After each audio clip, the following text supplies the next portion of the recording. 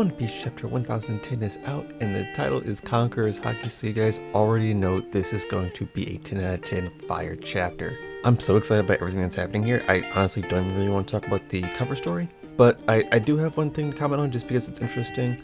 We get another Whole Cake Island cover request. This one has pudding and eye drop. It just stuck out to me that we are back in Whole Cake again. Usually we bounce around when we do the cover requests, but it's always good to see Whole Cake stuff. There's basically two things I want to separate this chapter into, and that's the Big Mom stuff and that's the Kaido stuff. So I'm going to start with Big Mom, and immediately we go back to her falling into the water. Now she's calling for Zeus, but Zeus absolutely cannot get out of this box for any reason, so he's pretty much just screaming and trying to get back. Prometheus is making a mad dash to Big Mom, but it looks like Zoro's pretty much keeping him at bay. Now, one thing I noticed is that even though Zoro is using Flame Slice and trying to stop Prometheus, it's mostly just separating him and giving him a hard time getting back together. It's not actually completely stopping him, because as soon as Zoro stops, Prometheus is able to reform and go after Big Mom. I point that out because I think that's pretty important to see, Prometheus being one of Big Mom's top tier homies, and being able to ignore Flame Slice is, I think, a pretty big feat considering he's consistent of flames. Now eventually Zoro gets pulled away from Prometheus, so Prometheus and Napoleon are actually able to go down to Big Mom. Now when they get there, they have some back and forth banter about kind of how useless Zeus is, and then Prometheus asks for a favor. What we see then is the clouds changing, and immediately I think that Big Mom is making a new homie. What it sounds like they're doing is replacing Zeus because he's incompetent and just making a new one altogether. And I see this happening for one big reason, and that's because it means Zeus would go back to Nami. If Big Mom makes a new homie with her soul, she might not release Zeus as in take away his soul, but might just say, I no longer need you, get out of my sight. At that point, he'd be back with Nami, and Nami would have her permanent power up with a Yonko level homie. Now Kid and Killer break off to go fight Big Mom and kind of keep her away from the Kaido fight. They also notice the clouds changing, and I think this is a good indicator that these two are not going to last against Big Mom. I mean, I don't think there was any way that they were going to take her down. Big Mom hasn't even really taken any scratches or scars this whole fight. So now that we have a diminished team going against her, I don't think they're doing any better. I think at most they stall. They keep her occupied until Big Mom gets bored and goes somewhere else. In fact, the only thing I really see working on Big Mom is possibly the Sonic Scythe. I don't know if Killer has any more moves like that in his kit. If he does, he's going to need them now. Otherwise, I don't see them doing damage. They barely got any damage off on Kaido. So being able to damage Big Mom with her iron body shield, I don't know how that's going to work. Now let's switch over to Kaido, and he starts things off by immediately saying that Big Mom is pretty much invalid and useless. And this reminds me of when Kaido gets attacked by scabbards, and instead of really being shocked or worried or anything, Big Mom's just like, oh Kaido, you dead? Basically, they don't really care about each other. Like, they have the camaraderie of being old crewmates and they're working together for a common goal, but they really do not care about the other's well-being. I know some people were wondering if Kaido would do anything to save Big Mom. He literally doesn't care. He just goes back into the fight. And as he goes back in, Law hits him with the old Shambles injection shot, and this one seems to do some pretty decent damage to Kaido. It honestly makes me wonder if hybrid form Kaido is susceptible to more damage than usual, because we see him dodging attacks. We see him pretty much any blow that lands he takes damage from. I haven't seen him really tank anything while he's in this form. So that makes me think that this form just doesn't have the durability of, say, base Kaido, or even Dragon form Kaido was taking hits a little bit better than hybrid form is.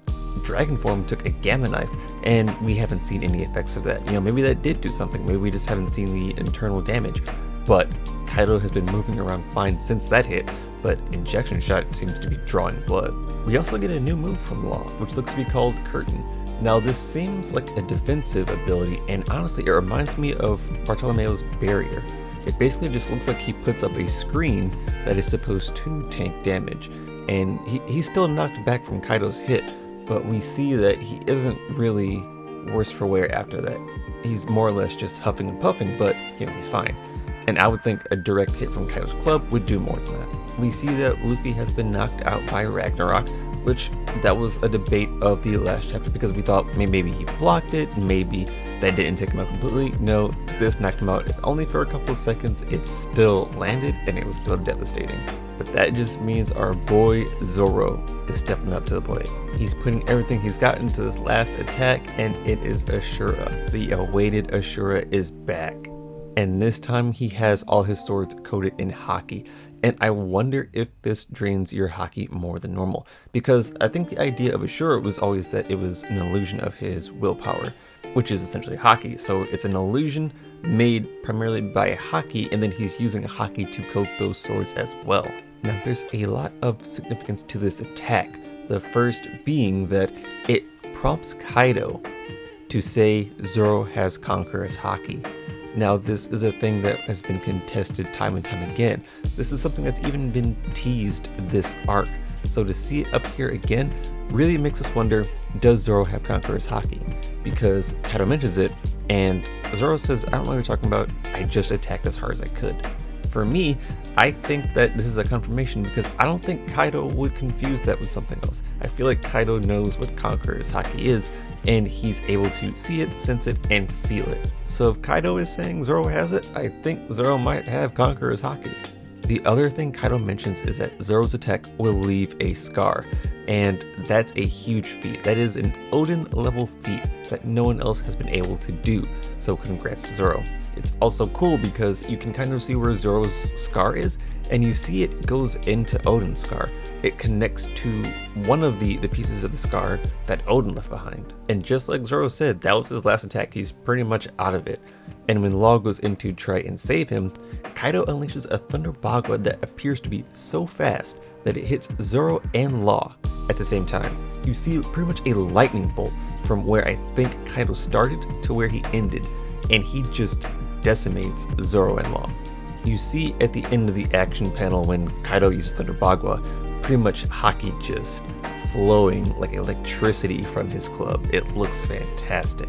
And as Kaido talks about his supposed defeat of the Rooftop Pirates, we get Luffy back up in a panel that reminds me of Luffy versus Luffy, where basically Kaido's facing one way, Luffy's facing the other, and Luffy's talking about how, okay, it's go time. This is the end right here.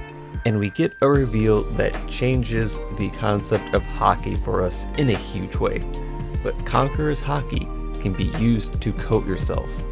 Now this still bears some explaining because I'm not entirely sure how it's working, and Haki has always been an interesting concept since its introduction, but it seems like coating yourself in Conqueror's Haki is the way to really do the internal damage. It's the way to do the clash without touching. It's the top tier form of using Conqueror's Haki. Kaido confirms this is the case, and he says that only the top of the top, only the strongest of the strong can do this. And I think of Kaido's pretty much top 5 list that he gave us, where he had like Shanks, Roger, Whitebeard, Oden, all these people just in a panel talking about how only these top few people have this kind of ability. And I'm guessing these are the ones that can use that feat. After confirming what Luffy said, Kaido goes in for the swing, but Luffy cancels it with a kick, and basically we get the no-touching Haki clash with just Luffy's foot and the club. Now that is something that's insane because with Roger and Whitebeard, they both had weapons that were dripping in Haki. And here, we literally just see Luffy and his god tier sandals versus Kaido's club. And then we see Luffy start laying into Kaido. And if you look at these panels, it looks like Luffy is doing a combination of armament Haki and Conqueror's Haki coated on his fist. Basically, he's going at Kaido with everything now. And these hits are landing. By the end of this barrage, Kaido is on his back, and Luffy is telling Law and Zoro, head downstairs, I got this. I'm about to take care of this. My immediate thoughts on the chapter are 10 out of 10, absolutely fantastic. I loved every part of it. It's got me thinking about so many new things now, especially with the idea of using Conqueror's Haki to coat. That means it's not just for fodder, it's not just for knocking out people who can't stand the heat. It's actually a combat mechanic. But like, who can do this? This must be why Shanks is such a strong individual. He's a Haki master, and he can probably do this. I'm almost certain he can do this. But it makes me think, like, can Katakuri do this? Is this a portion of what we were seeing in the Luffy versus Katakuri fight? Can Rayleigh do this? Why didn't Rayleigh mention this during the training? Can Kid do this? Will this be his trump card against Big Mom? I also think it's good to point out that it looks like the Conqueror's Haki coating completely goes over armament Haki, because from what we've seen, when Kaido uses the Conqueror's Haki coating, which I think he did with Ragnarok, it goes over Luffy's armament coating. And this may be part of the reason why Katakuri said that there were levels of things higher than just armament, because even with armament being the base for like protecting and armoring, Conqueror's Haki goes through that. Also, I have to think about Zoro. Does he actually have Conqueror's Haki? It's been hinted at time and time again, so it makes me think maybe it won't happen, but I mean, the idea is there, the steps are there. Zoro could really have Conqueror's Haki. Now, do I see Luffy beating Kaido 1v1? I still don't. I think he's learned this new tech. I think he has a better idea of how to fight Kaido. I don't think he wins this 1v1. I just don't see it yet. I think something else is going to happen that essentially breaks up the fight without ending it. All in all, fantastic chapter. Please let me know what you guys thought in the comments below. Feel free to like, subscribe, and there should be a poll in the description as well. Please feel free to answer that, and you guys have a great day. Bye. You know they say that